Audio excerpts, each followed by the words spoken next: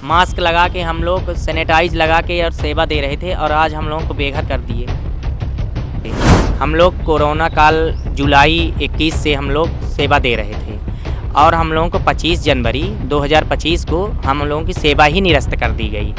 अब हम लोग बेरोजगार हो गए।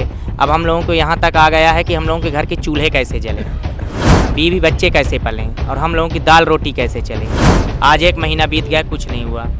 कहीं न कहीं पदस्थ करें। स्वास्थ्य मंत्री हैं, इतने बड़े जिले के वो स्वास्थ्य मंत्री हैं, तो कहीं न कहीं हम प्रदेश के तो हम लोग को रोजगार दें, हम लोग का घर चल सके। नमस्कार, स्वागत है आपका हमारे चैनल में। मैं हूं आपके साथ नीरज तिवारी।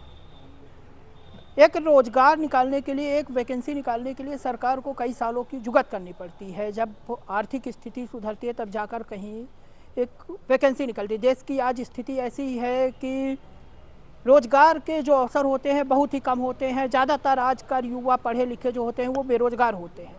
मैं इस वक्त उप मुख्यमंत्री, मध्य प्रदेश के उप मुख्यमंत्री राजेंद्र शुक्ला के आवास पर मौजूद हूँ। जब मैं इस आवास पर आया तो यहाँ पर कुछ लोग थे जिनकी कुछ अलग परेशानी थी। परेशानियाँ ऐसी थी कि सरकार रोजगार तो नहीं दे सकती है, लेकिन रोजगार जो मिला है वो उस रोजगार को भी छीन रही है। दरअसल मामला कुछ ऐसा है कि इन्हें कोरोना काल में लैब टेक्नीशियन का कुछ वैकेंसी निकाली गई थी या पद आवंटित हुए थे।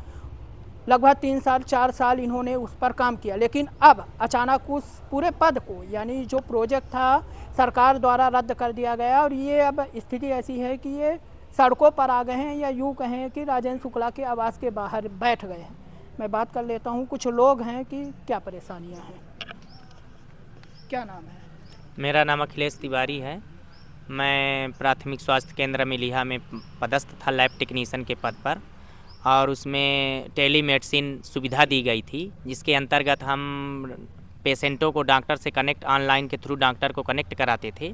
और जब डॉक्टर देख लेते थे उनको, जैसे पीएनसी हो, एएनसी हो गई, पीडियाट्रिक हो गया, जनरल मेडिसिन हो गया, जब उनको देख लेते थे, उनको जो जांच लिखी जाती थी हम लोग जांच करते थे।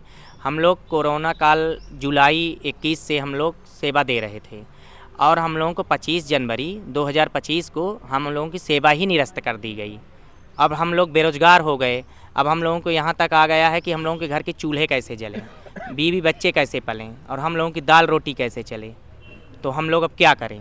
और इसका प्रभाव ग्रामीण, हमारे प्राथमिक स्वास्थ्य केंद्र जहाँ हम सेवा देते थे, वहाँ पर जो ग्रामीण जन हैं उन मरीजों पर भी बहुत बड़ा असर पड़ा है। ना तो उनको कोई सुविधा मिल रही है, ना वो अच्छे से स्वास्थ्य विभाग का लाभ पा रहे हैं। दवाई भी कराने जाते हैं तो उनको सही डॉक्टर नहीं मिल रहा है।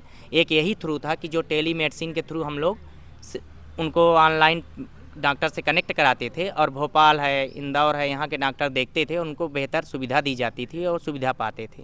तो एक तो मरीज परेशान है, और दूसरा हम लोग बेरोजगार हो गए। तो हम लोगों के आज ऐसा बेरोजगार हुए हैं कि चूल्हे जलने में कठिनाई आ रही कि हम लोगों के घर के चूल्हे कैसे जलें। अब भर्ती कैसे हुई थी? कोई वैकेंसी आई थी? कोई पेपर हुआ वैकेंसी था? आई थी। टेलीमेडिसिन एनएचएम के थ्रू टेलीमेडिसिन प्रोजेक्ट आया था, उसमें भर्ती हुई थी। और हम लोगों की पहली भर्ती सीएमओ ऑफिस से हुई थी, सीएमएचओ ऑफिस से, फिर ब्लॉक से बीएमओ ऑफिस से हुई थी, फिर एमओ ऑफिस से हुई थी। पूरा हम लोगों का रेगुलर वैकेंसी जैसे रोजगार दिया गया था। तो पेपर हुए थे या पेपर नहीं हुए? पेपर नहीं हुए थे। पूरे मध्य प्रदेश में था या पूरे देश में? पूरे मध्य प्रदेश में था। आउटसोर्स के तहत हम लोगों को किया गया था। कोरोना काल में पेपर होता ही नहीं था।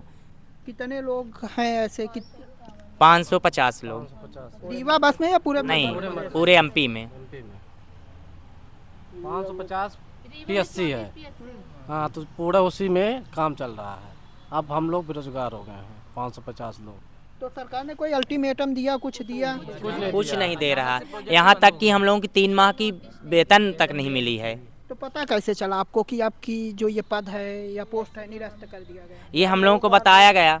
बाद में कैसे? जैसे डिस्ट्रिक्ट ऑफिसर जो होते हैं वो बताए कि अब 25 तारीख से आप लोगों का काम बंद हो गया है, और आप लोग काम नहीं करोगे। तो हम लोग काम बंद कर दिए, और हम लोगों से जो सामग्री दी गई थी, जैसे लैपटॉप हो गया, तो हैंड ओवर करा लिए। एमओ को हैंड ओवर करा दिए, मेडिकल ऑफिसर को। तो कुछ कहे होंगे ना कि काम बंद करने के बाद कुछ हम आपको देंगे? कुछ भी नहीं बोले, आश्वासन कुछ आश्वासन नहीं दिए। वही आश्वासन के तहत हम लोग आशा लेके आज स्वास्थ्य मंत्री और मध्य प्रदेश के माननीय मुख्यमंत्री जी के द्वार पर आए हैं कि शायद हम लोगों को कुछ आश्वासन मिले। इस और पद के आशा पहले लेके क्या आए हैं। करते थे आप? इस पद के पहले हम लोग लैब टेक्नीशियन की पढ़ाई करते थे। पढ़ाई करने के बाद हम लोगों की ज्वाइनिंग हो गई। सोचिए कितनी इनको उम्मीदें रही होंगी जब आपको वो पोस्ट मिला होगा जी कि शायद बच्चों का भविष्य संभर जाए, घर चल जाए, और जी। अचानक आपको एक ऐसी सूचना मिले या जानकारी मिले कि जिस को आप भविष्य समझकर संवार रहे हैं वो पद ही आपका कैंसिल कर दिया जाए तो क्या बीतेगी? आज स्थिति ऐसी है कि इसके पहले भी कभी आप यहाँ पर आए थे, पहली बार आए? ये 2-3 बार आ चुके। मुलाकात हुई है कभी? हाँ, माननीय जी से हमारी मुलाकात हुई है। क्या कहे उन्होंने? आश्वासन दिए थे और आश्वासन मिल रहा कि कार्रवाई कुछ नहीं हुआ। मैं बात कर लेता हूँ, आप भी इसके पहले यहाँ पर आई थी? हाँ, हम लोग 2 बार आ चुके। मंत्री जी बोले और शासन दिए कि मैं इसको देख रहा हूँ, कुछ न कुछ करूँगा। पिछली बार कब आए थे आप?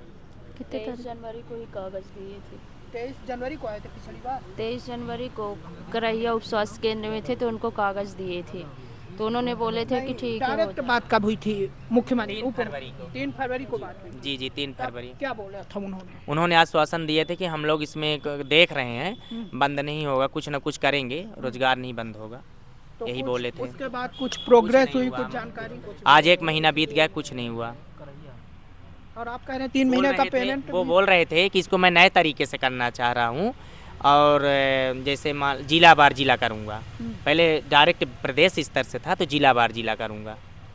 जी यही आश्वासन दिए थे मंत्री जी। और 3 महीने की पेमेंट भी आप कह रहे हैं कि नहीं? हाँ 3 महीने की पेमेंट नहीं मिली हम लोगों की। अभी तक पीएफ भी कटा है। पीएफ अभी तक नहीं कटा हम लोगों को 3 महीने ये चाहते हैं मंत्री जी हम लोग को कहीं न कहीं पदस्थ करें। स्वास्थ्य मंत्री हैं, इतने बड़े जिले के वो स्वास्थ्य मंत्री हैं, तो कहीं न कहीं हम प्रदेश के तो हम लोग को रोजगार दें, हम लोग का घर चल सके। बेरोजगार है हम लोग, तो कहीं ना कहीं हम लोग को रोजगार दें। छोटे छोटे बच्चे हैं हम लोग के, कहाँ जाएं हम लोग। एक रोजगार, एक वैकेंसी निकालने में सालों लग जाते हैं और मिली हुई वैकेंसी यदि हम लोग के ले ली। नहीं पता था। ये जानकारी नहीं थी कि बंद हो जब जाएगा। भर्ती हुई थी तब क्या कहा गया था? जब आप लोगों को भर्ती किया हम गया लोग को ये था, नहीं पद पे बताया लाया गया था कि बंद हो जाएगा, जाएगा। अचानक से बंद हो गया। ये नहीं बताया गया था कि अच्छा, इतने साल कुछ में बंद हो ड्यूरेशन रहा होगा। आप संविदा में, आप बोल रहे हैं संविदा में थे, संविदा का पद आउटसोर्स में थे हम कुल लोग। मिला के संविदा टाइप का ही था, आउटसोर्स कर्मचारी। तो जी बाहरी, तो इसमें कोई निश्चित नहीं रहता। आउटसोर्स का मतलब ही होता है कि जो सरकारी बहुत से जिलों में संविदा थ्रू कर दिए थे ज्वाइनिंग में, और बहुत से जिलों में आउटसोर्स के तहत किए थे। जी तो और हम लोग ये नहीं जाने थे कि हम लोगों को साल 2 साल काम करवा के 4 साल काम करा के और हम लोगों को फेंक देंगे। साइड लाइन कर दिया गया। जी तो उस समय कुछ नहीं बताया गया था 2 साल के लिए है, 3 साल 4 साल के लिए। जब घर से लोग निकलना नहीं पसंद करते थे तब हम लोग स्वास्थ्य सेवा दे रहे थे कोरोना काल में, और आज हम लोगों को ऐसे बेघर हो गए हैं कि अब घर के चूल्हे जलने बड़े मुश्किल पड़ गए हैं। सोचिए, कोरोना वॉरियर थे, कोरोना योद्धा थे। मोदी जी खुद उस समय जी। काफ़ी सराहना करते थे आप लोगों की, भूर भूर प्रशंसा करते थे, और आज ये स्थिति है कि कोई पूछने वाला है। जी एक रोजगार के लिए मास्क लगा के हम लोग सैनिटाइज लगा के और सेवा दे रहे थे, और आज हम लोगों को बेघर कर दिए, बेरोजगार कर दिए हैं। अब यही आशा लेके आए हैं मंत्री जी के यहाँ कि कुछ न कुछ हम लोगों को रोजगार दिया जाए। अगर ये प्रोजेक्ट ये काम नहीं दे सकते हैं तो हम लोगों को कहीं ना कहीं उप स्वास्थ्य केंद्र, प्राथमिक स्वास्थ्य केंद्र या जिला अस्पताल, कहीं ना कहीं हम लोगों को लैब टेक्नीशियन की ही जगह में कहीं कहीं शिफ्ट करें। हमारी मंत्री जी से यही हमारी लोगों की डिमांड है, मांग है।